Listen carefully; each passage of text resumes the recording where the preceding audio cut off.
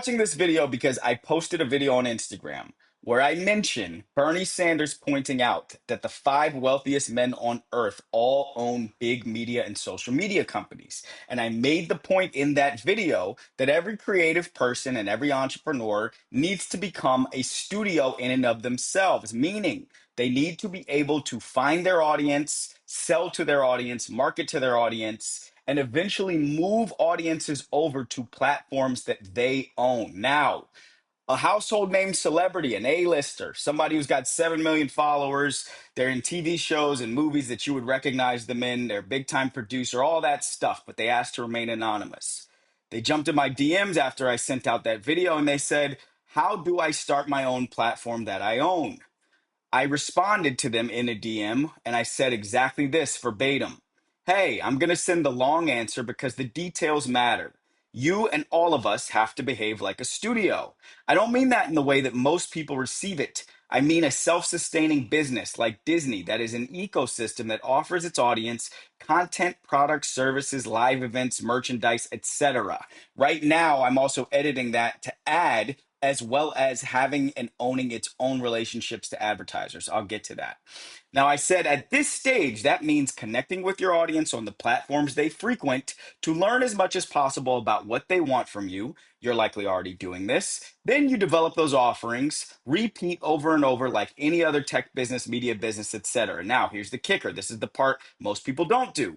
I say over time, they will tell you exactly how they want you to distribute your offerings to them and via what technologies. They will likely say existing technologies. That's because people's imaginations are limited. Then you'll ask them specifically what they like about those technologies. Once you have that information, you can decide if you'd like to build or license your own similar technology to reach them. The person replied and said, thanks, this is very helpful. I said, you're welcome. Do you mind if I share it for others who have the same question? They said, would you use my name in sharing? I'm not comfortable with that, but this is amazing insight. Lizzo has been saying something similar. Okay. I am going to break down every section of what I said in that DM about creators and entrepreneurs owning their own platforms. I'm going to break it down so that these are literally actionable steps that any single person could take if they had the discipline, the resources, and a little bit of talent to go out there and try to build their own connection to their audience and own it with their own platform. All right, let's start here. I said I'm going to send the long answer because the details matter. Why I said that is because we consume so many short, concise bits of of information because media entities, including creators and creatives like myself, want to give you stuff that you're going to share. And we know people's spans are short.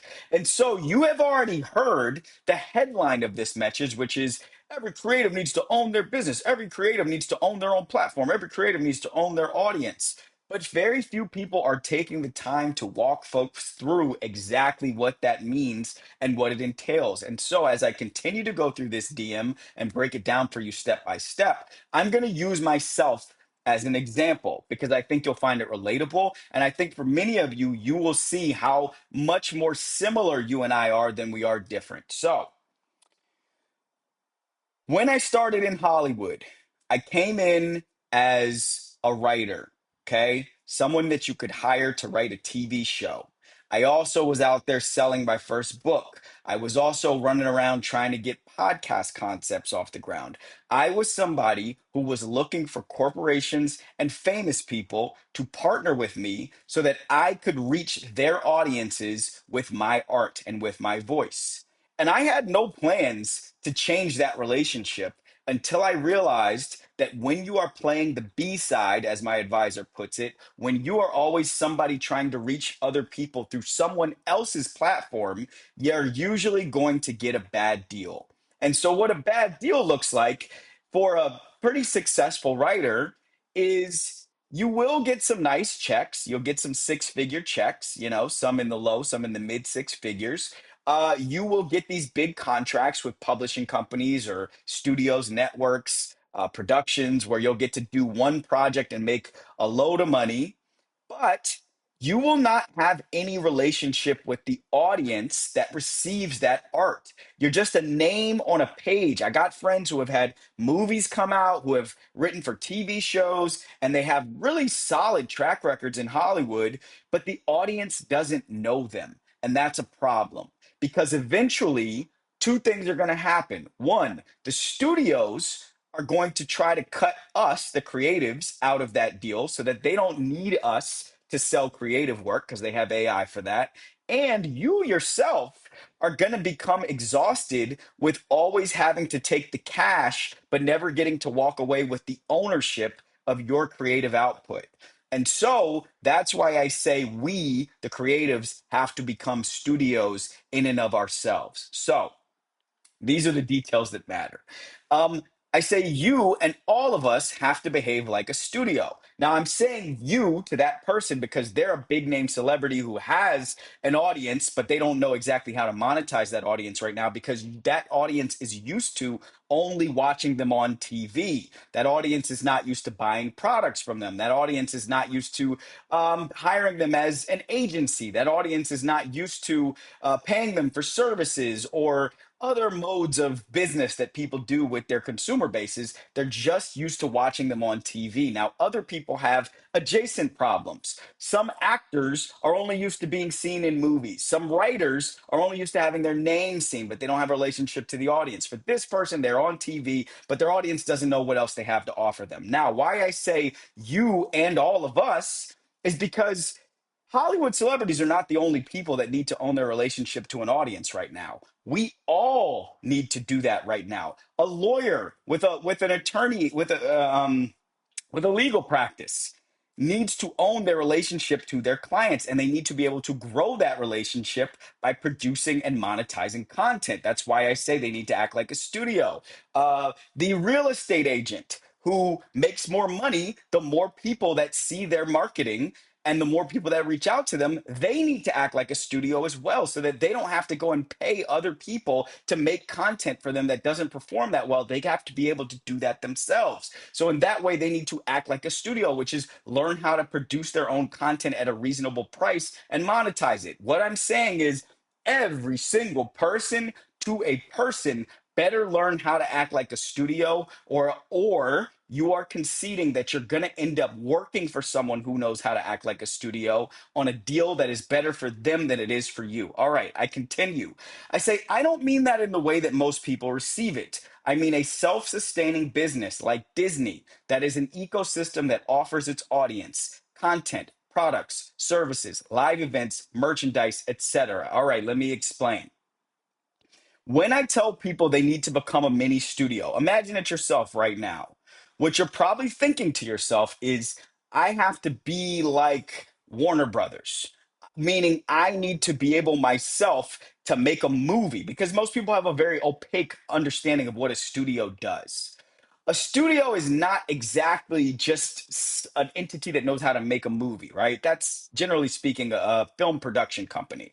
A studio knows how to take its relationships with creative people, with manufacturers, with real estate businesses, with distributors like movie theaters, with audiences, most importantly, with advertisers. It knows how to tie all those relationships together to make money. Said more simply, the studio has access to the eyeballs. That's very valuable. That's us, the audience. It has access to the people who know how to make stuff that will capture the eyeballs. And it has access to the people, advertisers, who will give them money so that they too can access those same eyeballs with their messaging. That's what all of us need to know how to do in this next era of industry. And so when I say act like a studio, act like Disney, I don't mean just being able to make content, because we do all need to know how to do that. But I mean not just make the content, but also think about Disney, make products that live beside the content that you can sell, make services like, I don't know, Disney has a very wide ranging offering package of travel and cruise opportunities, cruise sort of services that they offer to people as well, right? Live events. We're talking about when you go to Disney World, you can go watch a show. Merchandise. Obviously, Disney merchandise is everywhere. Now, for you, you don't need to think about it at the scale of Disney, but you, a creator, an entrepreneur, a startup, whatever you are, you have access to consumers because you offer them your message, you offer them your products and services. And so you're able to see them in a way that's valuable, which means you can make more stuff that they need if you listen to them, if you ask them questions, if you learn what their needs are. You can do a whole lot more than just giving them content and giving them whatever your flagship product or service is. For a creative person, that means if you're a singer, you can offer your audience a whole lot more than just your music and maybe some t-shirts with your face on it. Maybe you're a singer who speaks particularly to people who make an amount of money below a certain income who are struggling in this country, right? Just as an example, what other problems do those people have to solve? Because you have access to 1,000 or 10,000 or 100,000 or 10 million of those people, you have something very valuable, which is that you can learn from them, you can relate to them, and you can offer to trade them what they need for their money. That's being a studio. All right, let me continue. At this stage, I'm saying to the celebrity, at this stage, doing all that stuff means connecting with your audience on the platforms they frequent to learn as much as possible about what they want from you. You're likely already doing this. Okay. So, most people operate on one or two platforms. For me as a creative, this is where I'm sort of erring in my own build and where I'm trying to shift myself right now is that I am building deeply and heavily on Instagram. Okay. I've made a decision that I am going to have Instagram as my most available appendage for my mind and creative thoughts. I'm really good at using it. I know how to talk to my audience there. My audience knows how to talk to me there. I'm building an audience fairly quickly there, a very poignant audience that talks to me and tells me what they want and buys my stuff and takes me up on product offerings, etc. But here's the problem. If I have a goal to reach 5 million people, let's say over the next few years, it's possible that only 1 million of those people I need to reach are on Instagram. Some of them are on TikTok and not Instagram. Some of them are on YouTube and TikTok, but not Instagram. Some of them only want to connect to people on WhatsApp. Some of them only want to connect to people on LinkedIn. Some of them only want to connect to people via SMS and email. And so, as a creative or an entrepreneur, it is your job to be ubiquitous enough to reach those people wherever they are via the platforms that they frequent. You don't get to decide at this point in time because you don't have that kind of brand leverage. You don't get to decide where those people meet you. You have to find them where they are. And that's the point I'm making to this person. Now, I say something very important here, which is that you're likely already doing this. But what I could have and should have said is you're already likely doing this a little bit. I know about this particular person that they frequent Instagram. Most of what they offer is short videos and photos, but very little of what they're offering is anything that I would call poignant relationship building content, right? It's very little in the way of asking the audience about themselves, polling, questions, giving people opportunities to weigh in on the next thing that they make. Things that make the audience feel a true connection to that creative person. I don't see that person doing a ton of that. They do some of it. And frankly, their audience is pretty rabid as it is already, just because they love the person that they see out there representing themselves in media. But for most people, there's a give and take that you have to offer the audience in order to learn what you're going to need from the audience to continue. Let me keep going and it's going to make sense. The next thing I say is then you develop those offerings, right? So the first thing you did was you connected with these people wherever they were. Then you develop the offerings, the things that you see that they want. I ask my audience all the time in different ways, and it's not just by saying, "Hey, what do you want?" But I try things with them. I test things. I watch the engagement. I throw out ideas and I listen to people in the comments and in the DMs who respond to them. I'll give them the 1 minute version. Here's a perfect example. I made a 1 minute version of this video. I rolled it out on Instagram. I said, if this reaches 10,000 views, I'll make a longer, more expounded version of it. And because it reached 10,000 views in under 24 hours, I'm making this video now. What I'm doing is testing things and letting my audience in on telling me what they want. Now, when they tell you what they want, it's your job to give it to them. That is the same as a studio. There is a reason why TV shows why TV stations, networks, distributors, channels, they pilot things all across music and television and movies and the art industries, all across technology and product development. You will hear the terminology: minimum viable product, testing, piloting, audience testing. People need to know before they invest huge amounts of time and energy and resources into making something that the thing has legs. And that's your job. Is you listen to the audience, you test by offering them little pieces of what they're asking for, and then you build around that. Like any other tech business or media business, when you see that the audience likes what you're offering them, you give them more, you build more, which will give you the leverage to build more of what you want to build. Let me continue. All right. I say over time, they will tell you exactly how they want you to distribute your offerings to them and via what technologies. They will likely say existing technologies. So, um, I sell books, I sell podcasts, I make music now, even though that's probably the most trailing version of art that I offer right now in my business. Okay. Um, I sell movies, right? I also make a lot of content. That's a big part of what I do. When I put stuff out, when I tell people I got a book coming, when I tell people new podcast, 8-part series, Audible original coming, what people say in my DMs, among other things, is, oh man, is the book going to be on Audible? Or they say, oh, will the podcast be available on Spotify? Or they say, oh, can I watch the TV series that you just watched, that you just wrote on YouTube? Or do I have to watch it on Hulu? The point I'm trying to make is that your audience, as you build a relationship with them, they're going to tell you where they want you to meet them. They're going to tell you where they already are. From there, your job is to get them talking more, however you can, in comments and DMs. Somehow put the flashlight on them and say, why do you want me to be there? Why do you want me on Patreon? Why do you want me on school? Why do you want me on Instagram? Why do you want me on TikTok? Ask them why. Now, for many people, they're going to say, because that's where I am. That's where I watch stuff. I like you, and so I want to see you where I'm already in the habit of consuming.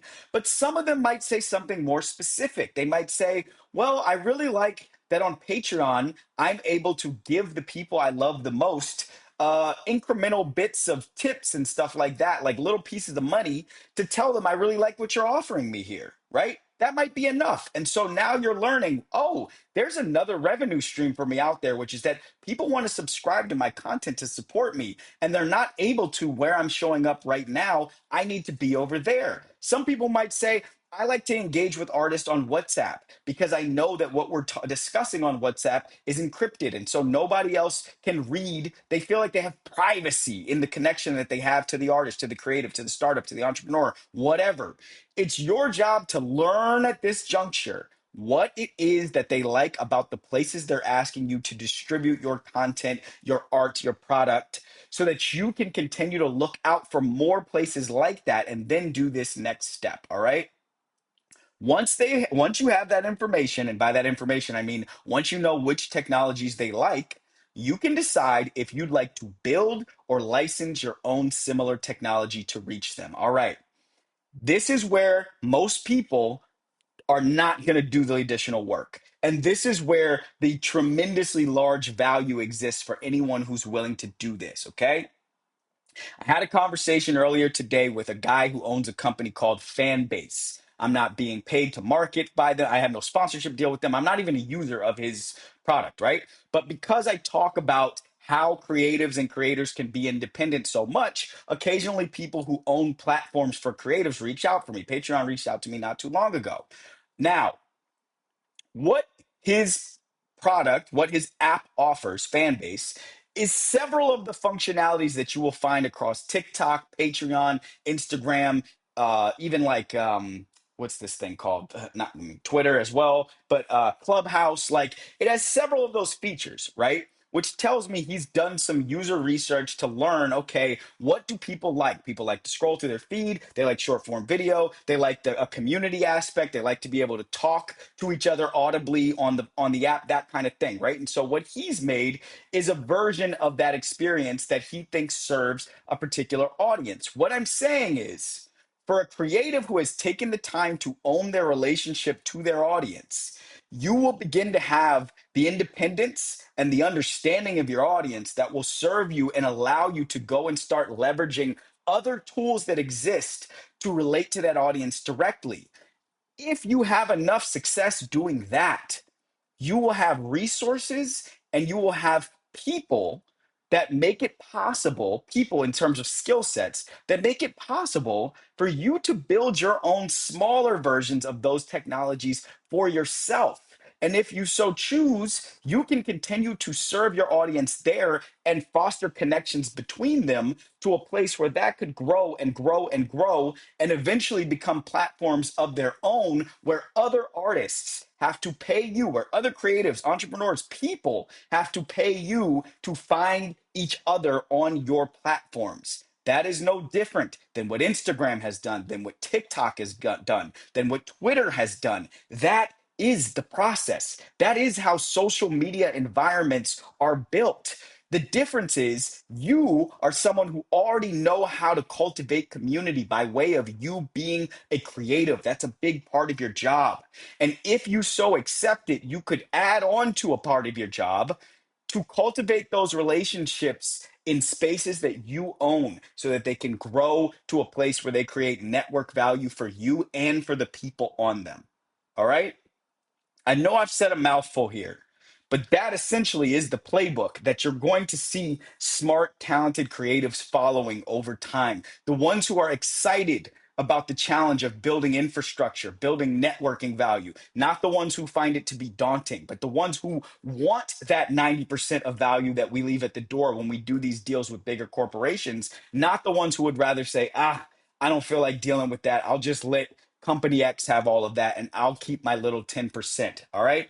It's just my opinion as a creative that instead of paying other people huge sums of money and our value so that we can walk home with little bits and pieces, we should flip that transaction to where we are hiring people to do a skill to help us build those structures infrastructurally and we take the lion's share because after all it's our life experiences, it's our point of view, it's our gifts, it's our talent, it's us as the instrument that is creating so much of that value. All right.